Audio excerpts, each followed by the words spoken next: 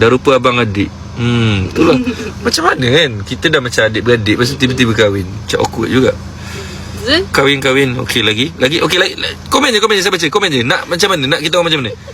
Cepat. Ira berisi comel. Oh, betul. Ira berisi 6.1 weh. It's crazy guys.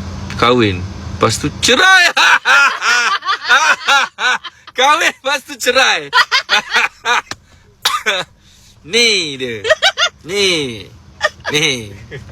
Kahwin, lepas tu cerai.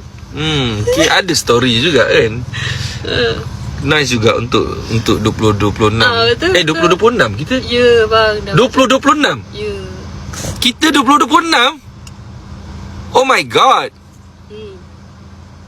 Abang dah berapa tahun ni bang? Lepas kahwin cerai rujuk balik. Okay, ada cerita. ada dynamic tu.